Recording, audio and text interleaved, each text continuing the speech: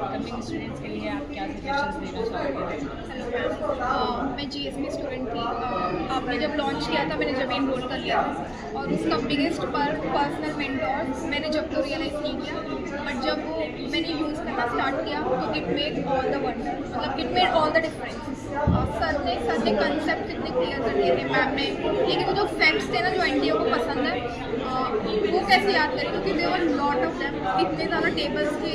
I remember मैंने facts को बता दिया था और my half of my note was, और फिर आपके सेशंस में मेंटोरशिप सेशंस एवरी वीक, मतलब इट गेव रियली कॉन्फिडेंस कि हाँ हो सकता है। आपके जो निमोनिक्स थे उनको प्रिपेयर किया। मैंने आपसे पहले ही कहा था कि ma'am it sounded really weird जब आप बताती थी, but on the exam in the examination hall it made all the difference. आपकी वॉइस आती नहीं, आपके वो वियर्ड निमोनिक्स काम आ गए, और पहले टाइम में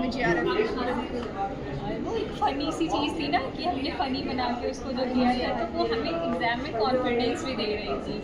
और ये कौन सी चीज़ें ऐसी हैं, 2-4 पॉइंटर्स जो आप बताना चाहो कि आपको लगता है कि ये हमें नहीं करना चाहिए प्रिपरेशन के टाइम में? मैम अगर मैं कंसिडर करूँ ट्रेंड, तो they are not asking concept, it has been very fact. तो मतलब it not very proud to say, but it will be a waste of time अगर हम बहुत ही इन डेप्थ, मतलब कंसेप्ट तो हमें पढ़ने हैं, but I am just thinking someone who is appearing for UGC Nigeria, उसका मास्टर ज़्यादा आउटपुट में अगर आप बात और उसका मास्टर्स तो या फिर रनिंग होगा या फिर उसका कंप्लीट, तो कंसेप्ट तो सबके क्लियर ही होते हैं, वही इंटरनेशनल रिलेशन, फॉरेन पॉलिसी, बस इस बार फैक्ट्स पे ज़्यादा ध्यान दें। और अगर आप जीएसपी में या फिर फाउंडेशन में भी इनरोल हैं तो just surrender yourself to the teacher, they know what they are giving, क्योंकि इतने सालों से पढ़ा रहे हैं, उनका भी एक्सपीरियंस है, तो जस्ट ट्रस्ट देम। और अगर जीएसपी में है तो जितना मैं